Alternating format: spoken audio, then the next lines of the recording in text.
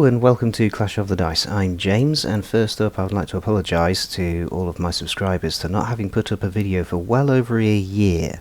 We had intended to do plenty of Warcry games, but then various things in life happened. First of all, I became really quite ill, and it's the most ill I've ever been in my life.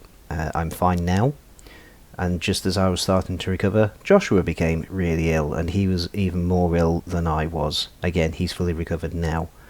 And then I started looking for a job, and I got a new job, and I started that at the beginning of this year, and things have been full on and crazy with that job. And then we started looking for another house, and long story short, we still haven't moved house. The house is still on the market, but we're in a position in life where we can start enjoying things again. I have been playing various games. Those of you who are following Say Hi Paul will know that I've been heavily involved with his campaign with Kragados in Age of Sigmar 3rd edition. We're now into Age of Sigmar 4th edition, and I have been playing various games off camera with a friend of mine called Rich, and we decided when 4th edition came out, myself, Rich and Joshua decided we were going to do a Path to Glory campaign, and that's what this series is going to be. It's a series of Path to Glory using the 4th edition rules. I should probably quickly explain that the format of these videos is going to be a slideshow with me narrating over the top of it. The reason being, when Rich comes over, we have to try and squeeze in 2 games, one against me, one against Joshua, and to try and do the whole filming of the dice rolls and all the rest of it takes a lot of time, whereas quickly taking photographs and then talking over the top of it is a lot quicker, so we can get the games in. So I hope that's okay for you guys as you're watching it. On the plus side, it's relatively simple to have that in the background as you're painting, not too much to concentrate on the screen, kind of almost a podcast format rather than video format. So with no further ado, let's get on to the first game of our Path to Glory campaign. This will be Rich against Joshua. Let's start things off by looking at the 2 armies that are going to be involved in this first game. First of all, we'll look at Rich's warband. Rich is using Hedonites of Slaanesh, and his warband is being headed up by a Lord of Pain called Dorian Derren. The contorted epitome comprising the demons Grimhilda and Charlotte identified Dorian Derren when he was just starting on the hedonistic path. They provided him with subtle guidance that allowed him to rise through the ranks at an impressive pace. When he eventually obtained enough glory to amass a warband behind him, his choice for second and third in command was obvious. The demons continue to advise him while he travels through the realms on his own quest. Or is it his own? Grimhilda and Charlotte are further accompanied by a unit of fiends, known simply as the Beasts. Making up Dorian's mortal followers, we have a unit of Simbaresh twin souls known as the Valgorbak. I'm pretty sure that's inspired by something from the Horus Heresy. A unit of Slangor Fiendbloods, known as the Bray Herd. And finally, a unit of Slick Blade Seekers, which is really difficult to say, called Samhi's Lancers, or it might be Samhi's Lancers. I'll have to get Rich to verify whether it's Samhi or Samhi. And that comes to 960 points out of the 1000 points we gave ourselves as a budget for a warband. For enhancements, Dorian Derren has the heroic trait Into the Fray, which if he charges and rolls an 8+ on a charge roll, he gets strike first for the rest of the turn. And the artifact of power, the Pendant of Slaanesh. If any damage points were allocated to this unit this turn, heal 3 for this unit. In Path to Glory, your heroes and your units can follow various paths. Rich has chosen the path of the leader for Dorian, and initially you start with 5 renown points. As you gain renown, you gain extra levels, which gives you extra abilities. And your warlord starts with 5 renown points, which gives you your first rank of aspiring, which gives you access to your first ability, and Rich has chosen tactical acumen, which gives you a free redeploy once per battle. Now to quickly explain about spell laws, in 4th edition all of your wizards know all of the spells in your spell lore. In Path to Glory they don't. In Path to Glory you have to pick one spell from your spell lore that your wizards know, and then they can learn additional spells as you progress through the Path to Glory. And the spell that Rich chose for his spell lore is Overwhelming Acquiescence. Casting value of 7, pick a visible enemy unit within 18 inches, and you get +1 to wound rolls for attacks that target that enemy unit until the start of your next turn. Likewise for manifestation laws, in Path to Glory you get to pick one rather than knowing all of your endless spells, and Rich has chosen the Dreadful Visage. Finally, for battle formation, Rich has chosen Depraved Carnival, which is add 1 to hit rolls for friendly Sigmarite infantry units while they are damaged or if they had any models slain in the same turn. And that is Rich's starting army for our Path to Glory campaign. Moving on to Joshua's starting army for our Path to Glory, Joshua has gone with Skaven. His Skaven warband is called Skell and Volk's Shiny Collectors, and they originate from the realm of Chamon. Their battle formation is a Warp Cog Convocation, so once per turn in your shooting phase, pick up to 3 friendly Scryer units to be the targets, and then roll a dice for each target and apply the corresponding effect. On a roll of a 1, kaboom! Inflict D3 mortal damage on the target, so your own guys like to blow up. 2 to 5, more power. Add 1 to wound rolls for the target shooting attacks for the rest of the turn, and on a 6, more power. In addition to the effect of more power, add 1 to the rend characteristic of the target's ranged weapons for the rest of the turn. Now, Joshua has chosen spell laws and manifestation laws and things like that for his army, but he hasn't actually got any units that can use them, so I won't go over them right now until he actually does recruit a wizard. He's starting without a wizard or a priest, so it doesn't really matter at this stage. Joshua's warlord for his army is Skell Keenstriker. He's a warlock engineer. Joshua has also chosen Path of the Leader for his warlord, and has also chosen Tactical Acumen, so a free redeploy once per game. For his heroic trait, Skell has Scurry Away. If he's in combat, roll a dice. On a 3+, he can immediately retreat as if it was your movement phase. And because he's a Skaven infantry unit, he doesn't suffer mortal damage for retreat moves. That's part of their battle traits. And for the Artifact of Power, Skell has taken the Foul Hide, so at the end of any turn, he can heal D3 wounds that have been allocated to the unit. Joshua has a second hero in his army. This is Volk Bloodbuster, and he is a bog standard Warlock Bombardier, so no upgrades at all, no enhancements. Volk and Skell are kind of the yin to the other's yang. Now, Volk Bloodbuster is utterly insane and crazy, whereas Skell Keenstriker is a lot more level-headed and tactical in his mindset.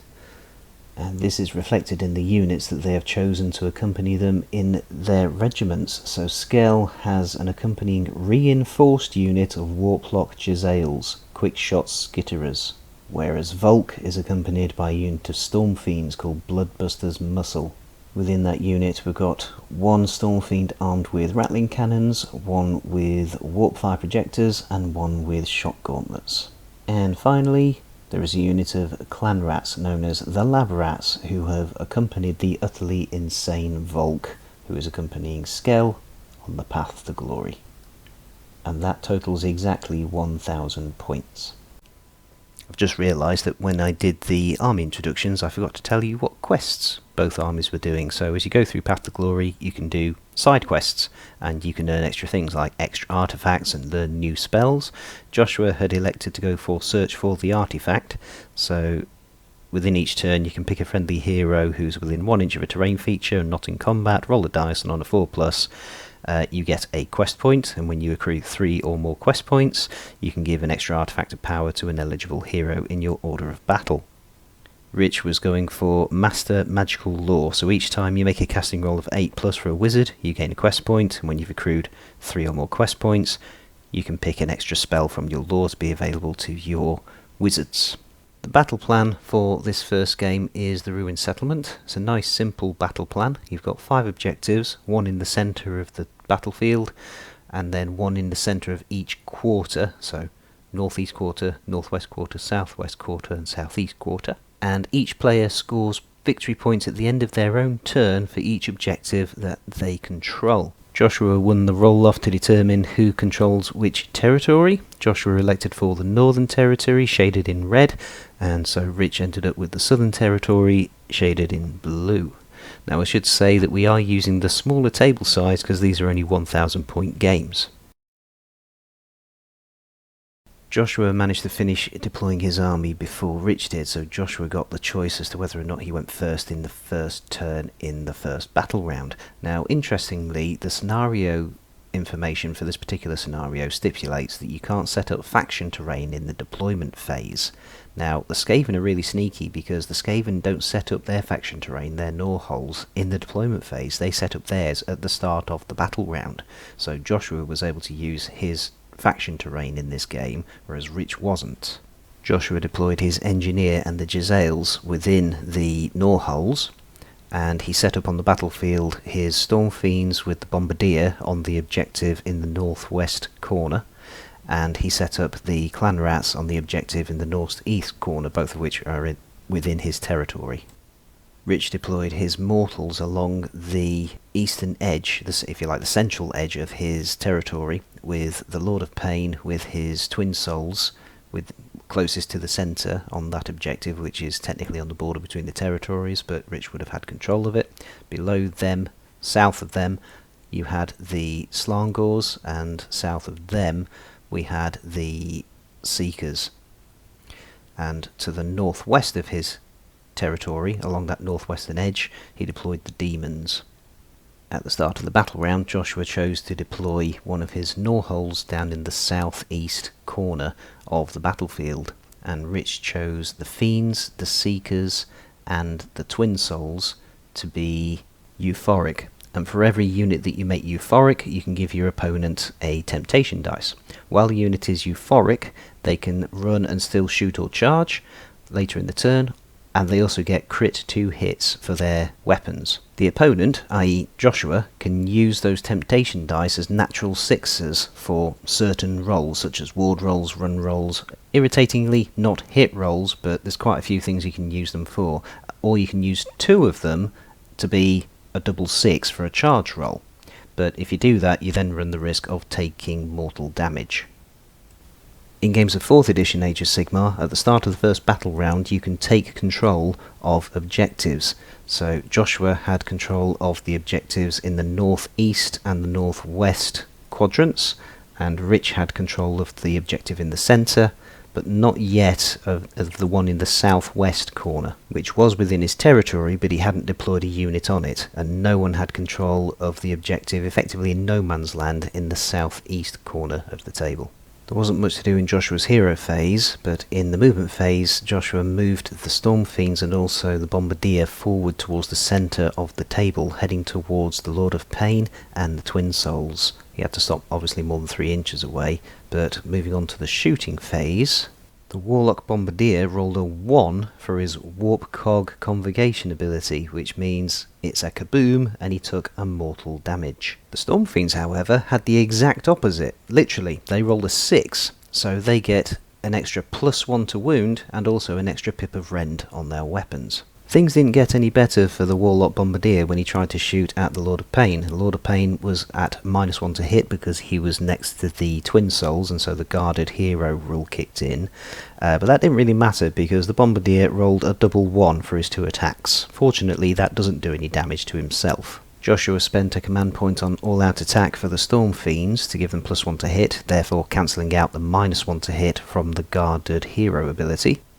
I obviously didn't record all of the hit and wound rolls and save rolls for the shooting attacks, but you can see from the screen there some of the really jammy ward saves that Rich made for his Lord of Pain, which meant when all the dust had settled, the Lord of Pain had taken 4 damage, so he had 1 of his 5 health left at the end of the shooting phase.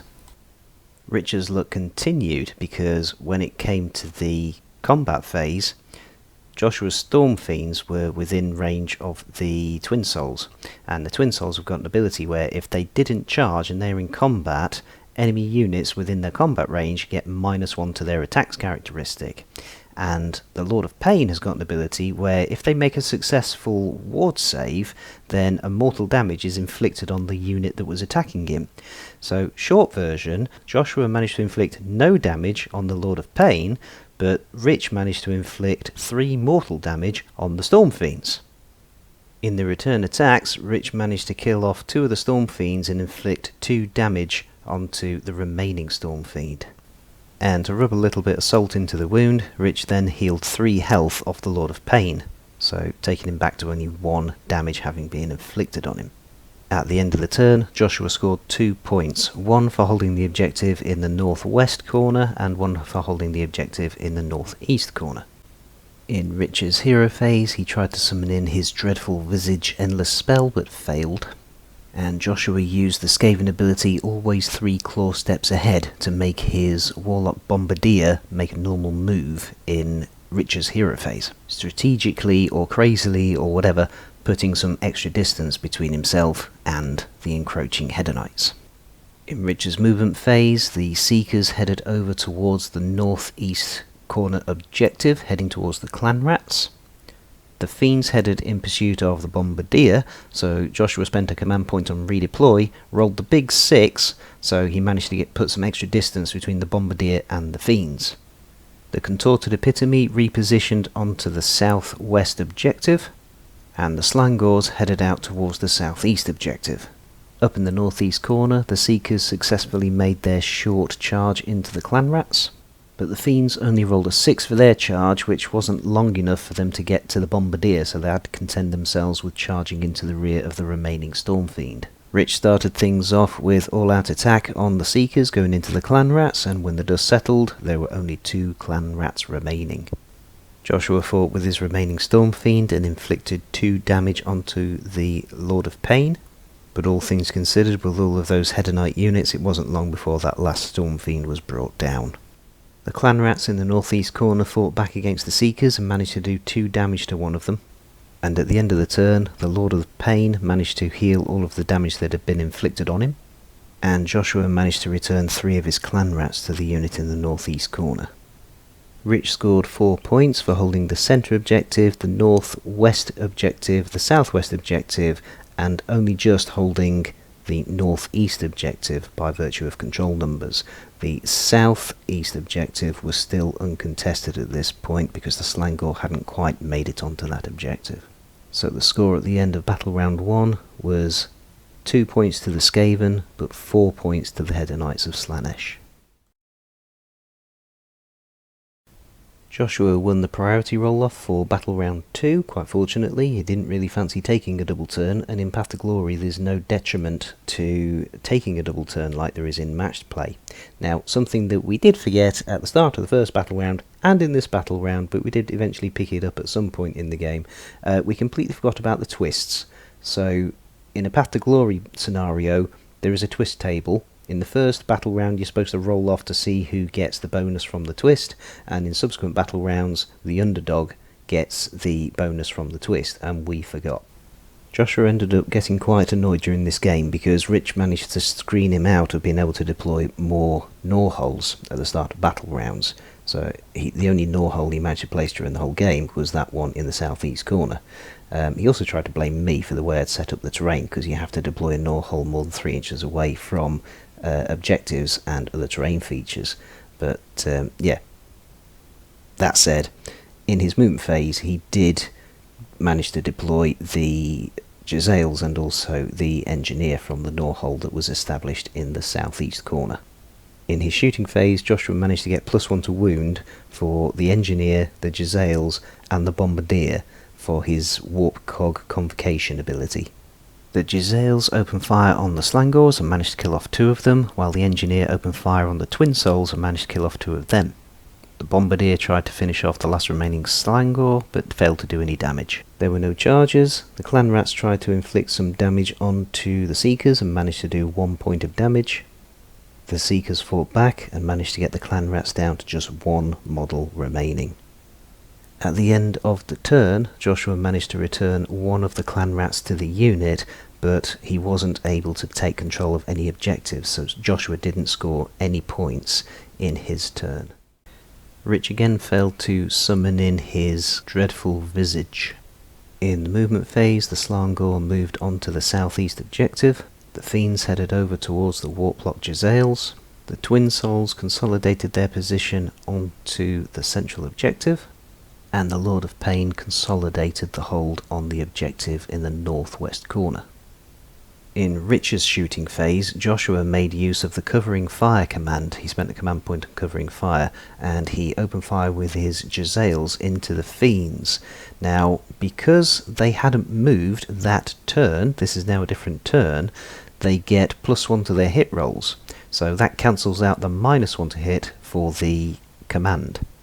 And when the dust settled, there was only one Fiend left.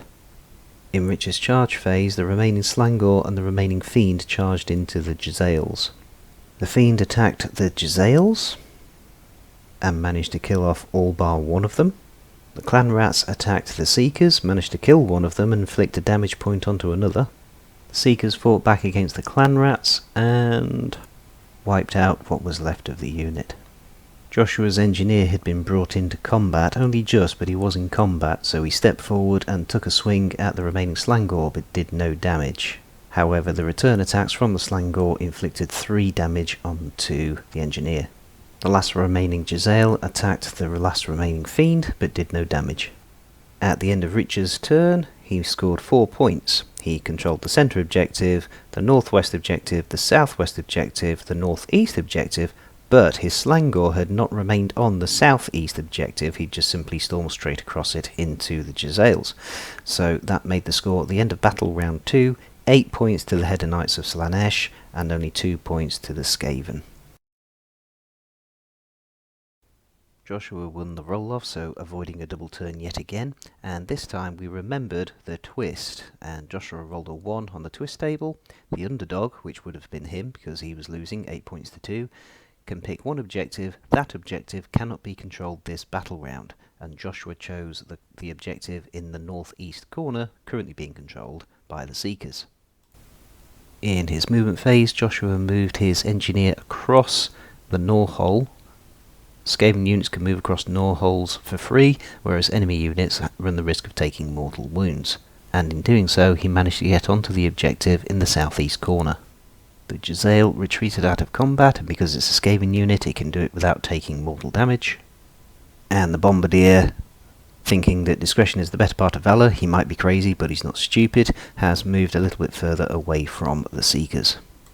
Meanwhile, Rich spent a command point on redeploy and managed to move his Twin Souls 2 inches closer to the southeast corner from the centre. In the shooting phase, the Bombardier rolled more power, so a +1 to wound, and managed to finish off the last remaining Slangor. And finally, at the end of his turn, Joshua spent a command point to use the Gnawholes ability to bring back half a unit of infantry. Now, Storm Fiends are infantry, so he can bring back half the unit. Now, there was a mistake made that we didn't pick up on at the time. It's half a unit rounded up. Joshua plays a lot of Dungeons and Dragons, and in D&D everything is rounded down.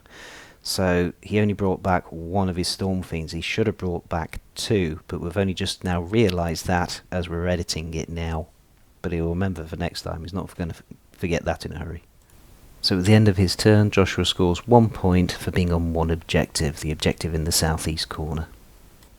In Rich's hero phase, he finally managed to summon in his Dreadful Visage Endless spell, and he did it with a casting roll of 10, so that gave him a quest point for his quest. In the movement phase, the Twin Souls and the Seekers both headed down towards the southeast objective.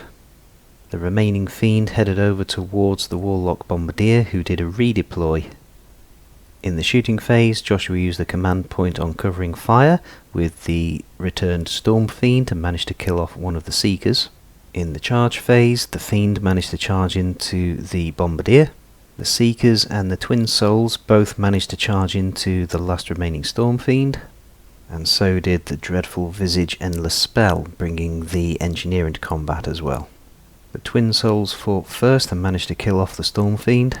The Bombardier fought against the Fiend but failed to do any damage. The Dreadful Visage fought against the Engineer and managed to slay him.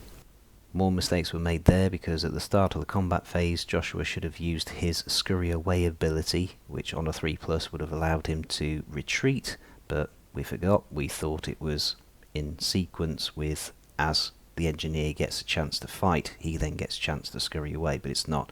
It happens when Joshua gets a chance to use his combat abilities towards the start of the combat phase. So mistakes were made. It's only like Joshua's 3rd game of 4th edition. The last remaining Jezzail had been brought into combat by the charging Seekers. They tried to attack, but did no damage. The Seekers tried to fight back, but somehow did no damage to the Jezzail team. And finally, the last remaining Fiend fought against the Bombardier and managed to take him down. At the end of his turn, Rich scored 4 points. He thought he was going to score the full 5 because he actually held all 5 objectives, but he forgot that the twist meant that the objective in the northeast of the table couldn't be scored that turn. So he scored 4, making the score 12 points to the Slaanesh and 3 points to Skaven. And at the start of the next turn, Rich won the roll-off, but graciously allowed Joshua to choose to go next, and Joshua chose to retire, because you can retire at the start of your turn. So in the aftermath sequence, Rich scored a major victory. The final score was 12 victory points to 3, which is a difference of more than 5, which in a Path to Glory game is how you win a major victory. Outscore your opponent by more than 5 victory points. So because he won a major victory, and because he took part in a Path to Glory game, and because his general was still alive at the end of the game, he scored a total of 55 glory points. That can be added to his stash of glory points, which he didn't spend on his starting army, to give him a reserve of 95 points to spend on units. Unfortunately, 95 points is not enough to get him any more units at this time. Rich's units gained a total of 14 renown. No individual unit managed to acquire enough renown to advance in its levels of experience and gain any bonuses, and Rich didn't manage to complete any of his quests. He got 1 quest point for getting that final endless spell off towards the end of the game. Joshua gained 30 glory points for taking part in a Path to Glory game, but that's all the glory points he gained. He had spent all of his 1,000 points on his starting list, so he's now only got 30 points in the bank towards new units later on in the campaign. Joshua also got a total of 14 renown points, and one of his units did manage to increase in rank. Through being the favoured warriors, the Jezzails got an extra D6 renown, which landed them on 5 renown in total, which gave them the first rank on a path. They chose the path of the defender, and they picked Hardened Resolve, so in future they will heal 1 point of health at the end of each turn. Joshua also failed to complete his quest, and he actually elected to switch his quest. You don't have to complete the quest all in one go, depending on which quest you choose, but Joshua has elected to switch his quest to Seek Glory in Battle, and for that one you pick one of the units in your order of battle, and in the next game, if they survive the game, and also you win a minor or major victory, then they get extra renown for that battle. Well, I hope you enjoyed that. There were a few errors, obviously. We're still getting used to the new rules, but I think we caught most of them in the edit and tried to explain them as we went. Please join us next time, where you'll get to see which warband I'll be using, and you'll get to see me going up against Rich in the second game of our Path to Glory campaign. So in the meantime, thank you for watching. Please continue to like, comment and subscribe, and until next time, God bless.